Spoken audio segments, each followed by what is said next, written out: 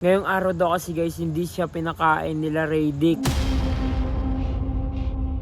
Sabi ko sa kanya, itatakas ko siya. Willing naman siya mag-risk kahit alam niya mapapagalitan siya kapag nahuli siya. Tsaka guys, ito pa.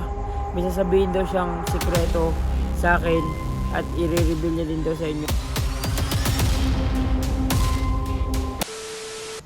So yun guys, nandito pala ako malapit kila Mayor dahil si Jello nag-chat sa akin. Ngayong araw daw kasi guys, hindi siya pinakain nila Radic. At sabi ko sa kanya, itatakas ko siya. Willing naman siya mag-risk kahit alam niya mapapagalitan siya kapag nahuli siya. Pero hindi ko alam kasi nag-aantay na siya doon sa labas. Kaya tara guys, samahan niyo ako. Tsaka guys, ito pa. May sasabihin daw siyang sikreto sa akin at i-reveal niya din daw sa inyo. At sabi ko naman na naka-video ako pagdating doon. Pero sa ngayon guys, itatakas muna natin siya. Tara.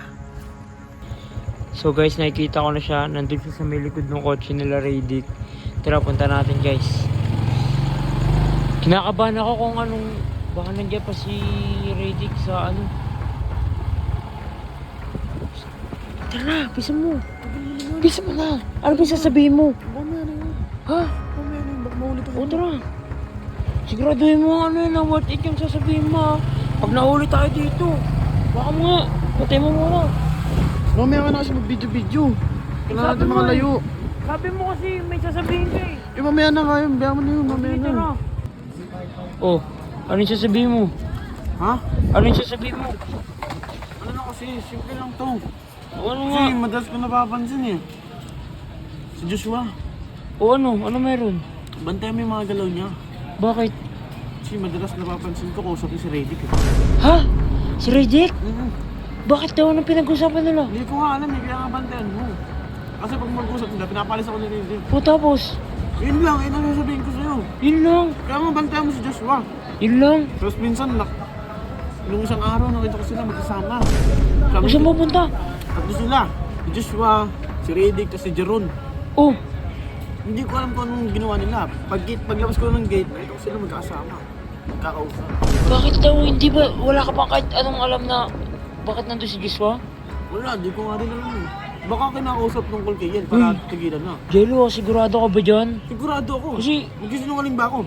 Oh, sabagay. Sinungaling ako. Oo, sabagay. Alam mo naman yan, may tiwala kasi. Pero pagka nalaman kasi ito ni Sob, mayayari talaga yun si Joshua. Baka mapalayas pa yun. nangyayari talaga siya. Pero kaya nga, bantayan mo yung galaw niya. Huwag ka na nung papalata na sinabi ko sa'yo. Sigurado ka dyan ha. Ito, yung mga sinabi mo, tatandaan ko yan. Ngayon, babantayan ko yung galaw niya. Magpapatulong ako kay Kuya Ensay. Bilisan na natin kumain. Mamaya mabutan pa ako eh. Sige na. Wala sa bahay eh. Sigurado ka.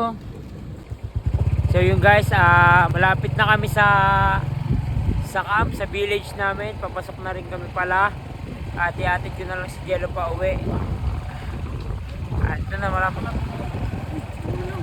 Ha? Ha? Teka lang. Bakit? Ha? Ang layo pa na ito. Okay lang yan. Kaysa makita tayo. Makapagalitan pa ako. Sigurado ka ba? Oo, basta yung Ay, sinabi ko sa'yo. dilim-dilim eh. Okay lang yan. Basta yung sinabi ko sa'yo. Ano? Bantayan mo si Joshua. Batayan ko. Oo, huwag kang magpapangalata. Yung sinabi ko sa'yo. Oo, sige. Tatakas ako sa tao na yun eh. Sigurado ka. Mag-iingat ka dyan ha. Oo, okay. Dito na ako, paano? Oo. Pero pangako, lahat ng mga sinabi mo, safe sa akin yun. Di ko sasabihin talaga sa kanila yun.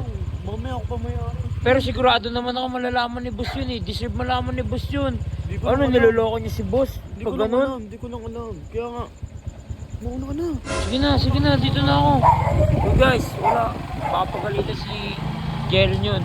Dito na lang muna ako.